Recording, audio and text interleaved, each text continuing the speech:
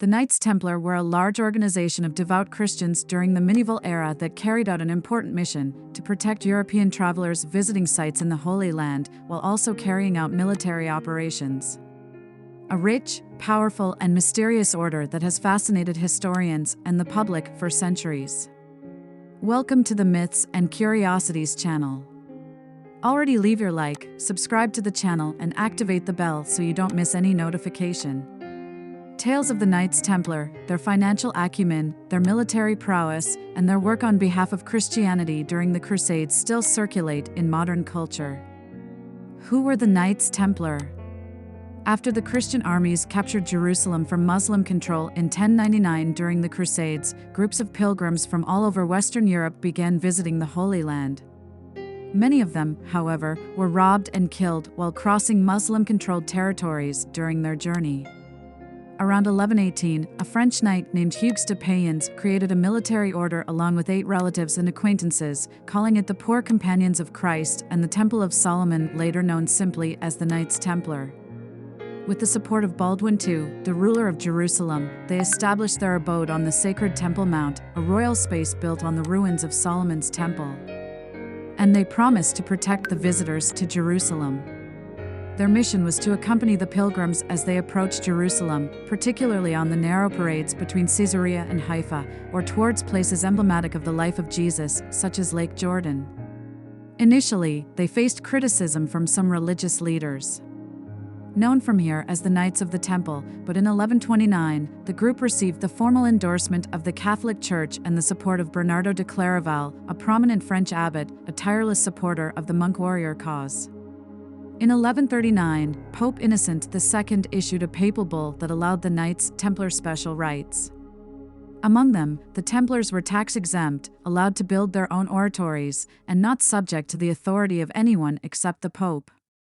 The Knights Templar in action in the rear, within the commands that gradually spread across France, but also England, Scotland, Italy, Spain, and Portugal, the Templars worked to increase their agricultural properties, and in the urban commands, their commercial activities. Profits are redistributed to fund campaigns in the east and to provide his brothers with horses, weapons, grain, jerky, etc. The Templars are divided into 3 groups: knights, brother servants, or sergeants, and chaplains, who are the only Templars to be priests. All are recognizable by the red cross they were sewn into their robes. The Knights Templar established a thriving network of banks and gained enormous financial influence. Its banking system allowed religious pilgrims to deposit assets in their home countries and withdraw funds in the Holy Land. The order was known for its austere code of conduct, which included not wearing pointy shoes and not kissing your mothers, rules described in the Templar Rule, and unique style of dress, which featured a white habit patterned with a simple red cross. The members took an oath of poverty, chastity, and obedience. They were not allowed to drink, gamble, or swear. Prayer was essential in their daily life, and the Templars expressed a particular adoration for the Virgin Mary.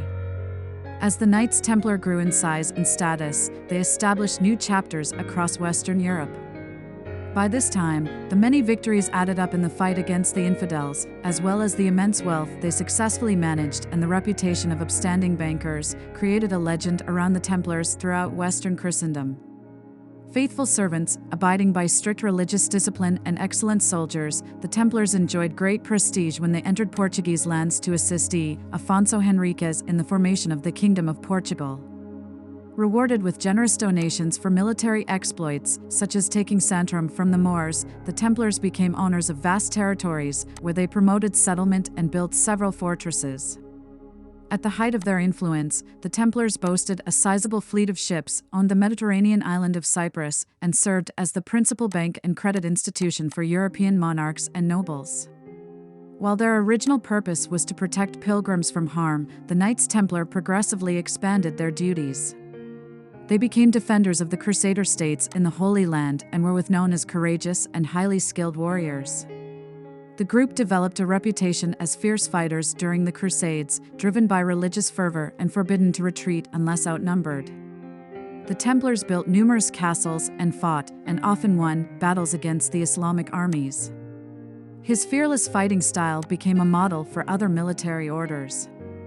The fall of the Knights Templar in the late 12th century, Muslim armies retook Jerusalem and turned the tide of the Crusades, forcing the Knights Templar to relocate several times. The fall of Acre in 1291 marked the destruction of the last remaining Crusader refuge in the Holy Land.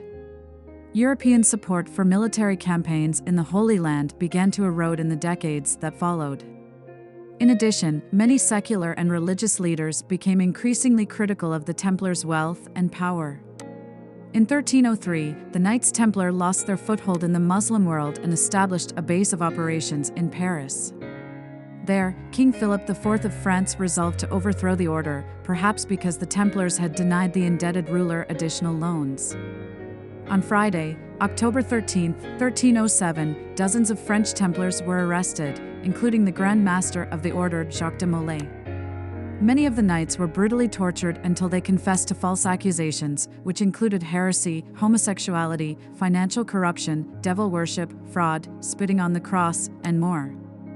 Under pressure from King Philip, Pope Clement V reluctantly dissolved the Knights Templar in 1312. The group's property and monetary assets were turned over to a rival order, the Knights Hospitaller. However, it is believed that King Philip and Edward II of England seized most of the wealth of the Knights Templar. On March 18, 1314, de Molay, the last Grand Master of the Order of the Temple, and Geoffrey de Charnay, commander of Normandy, and dozens of Templars are burned on the island of the Jews in Paris, after having. On March 14, 1319, at the request of King Denis, Pope John XXI instituted the Order of Christ to replace the missing Templars.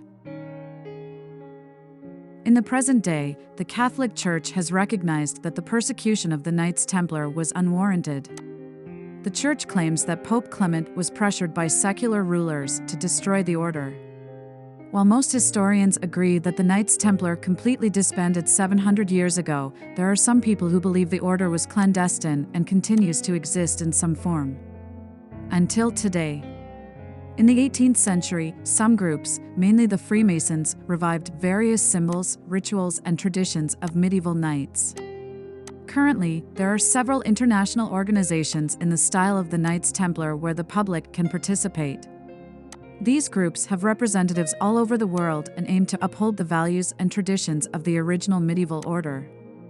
Over the years, several tales have emerged about the mysterious work of the Knights Templar.